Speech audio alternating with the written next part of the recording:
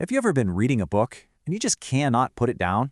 You look up and hours have just vanished. Well, today, we're going to pop the hood on that experience and look at the engine that drives every single great story you've ever loved. We're going to decode the power of story itself and figure out what makes it the absolute beating heart of all fiction. All right, so here's our game plan. First, we're going to uncover fiction's secret ingredient, what really sets it apart. Then, we'll crack the code with something called the story equation. From there, we'll get into the nitty-gritty of plot versus story, see how that all changes depending on how long a story is, and we'll wrap it all up with a storytelling toolkit you can use right away. So, first things first. You could argue that every form of writing tells a story in some way, right? But fiction has a really special, almost codependent relationship with it. So let's dig into what that actually is. Okay, check this out. Every other genre has a kind of safety net. For creative nonfiction, it's the facts. It really happened.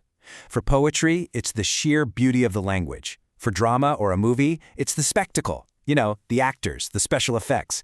A great actor can make a weak script feel amazing. But fiction has absolutely nowhere to hide. If the story on the page doesn't work, there's nothing else there to save it. And that's both its unique burden and, honestly, its greatest power. And yeah, that is the crucial point here. Fiction doesn't have celebrity actors, or a killer soundtrack, or stunning visual effects to lean on. It's just you and the words on the page. If the story itself feels flat or unbelievable, the whole thing just collapses. You can't fall back on, oh, but that's how it really happened, because in fiction, who cares? That's completely irrelevant. The story has to stand on its own 2 feet. So if story is everything, what is it actually made of? What are the components? Well, we can actually break it down into this simple, but man, it is an incredibly powerful formula. And here it is. This is basically the DNA of every story ever told. You have a character who wants something, they have a desire, and then there's a conflict that stands in their way. It's so simple, but it works by tapping directly into our psychology. We are literally hardwired to root for someone who is trying to overcome an obstacle. Seriously, think about your favorite book or movie right now. I guarantee you can find these 3 things. And if you can't, the story probably felt a little empty, right? Because this equation is the engine that makes it all go. Okay, so having the ingredients is one thing, right? You've got character, desire, conflict, but how do you arrange them into a narrative that actually flows and has an emotional punch? How do you build this thing? Let's use a really simple metaphor, a stick figure. We're going to start at the bottom, with the feet. This is your setup. This is where we meet our characters, we get a feel for their world, and we understand the basic premise. It's the foundation, It gives the whole story its balance. Okay, next up, the knees. This is your propelling event. Think about it. The knees are the joints that let you move, that bend you into motion. This is that inciting incident, the call to adventure, that moment where there's no going back. It launches the character on their journey. Now we get to the torso, which is the escalation. This is the main body of the story. This is the juicy part where things get messy. The conflict gets more intense, the stakes get higher and higher, and our character is pushed to their absolute limits. This is the real heart of the struggle. And right there, at the core of that torso, is the heart, the climax. This is the peak. It's that moment everything has been building towards. All that escalating tension, all the secrets that have been revealed, they all come together in one big, powerful, emotional showdown. And finally, we get to the head, the resolution. After the huge storm of the climax, this is that moment of clarity. It's where the reader, and hopefully the character, gets to process everything that just happened and understand the ultimate meaning of the whole journey.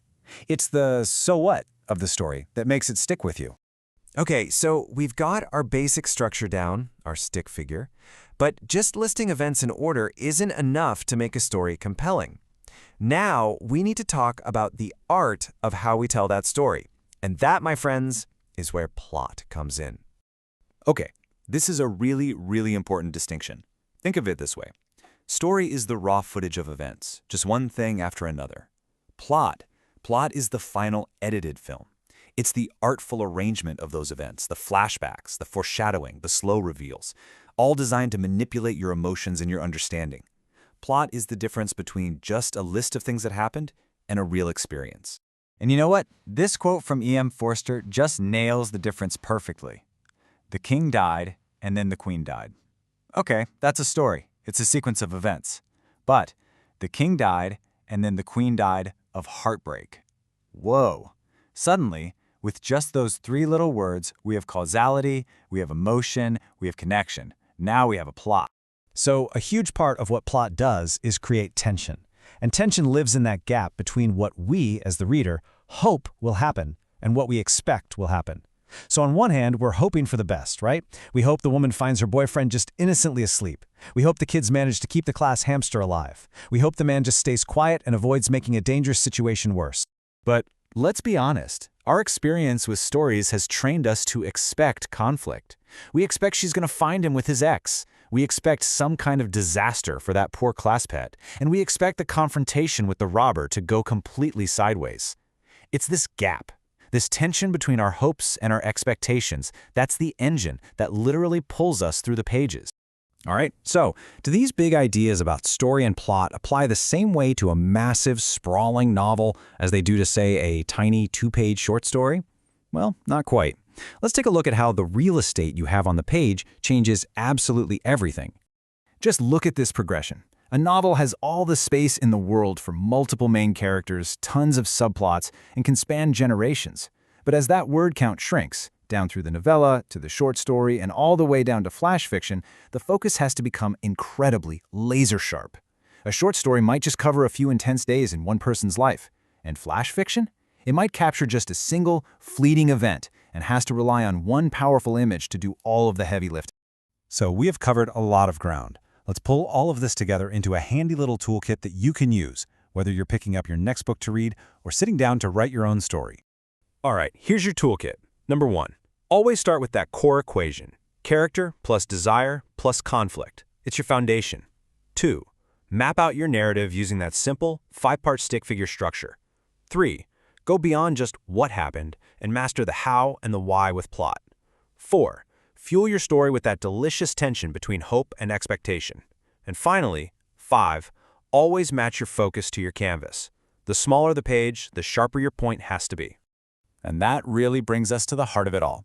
Because whether you're writing a 400-page epic or a 400-word piece of flash fiction, the goal is always the same: to find that one small, specific moment, that single choice, that one line of dialogue that echoes with a much, much larger meaning.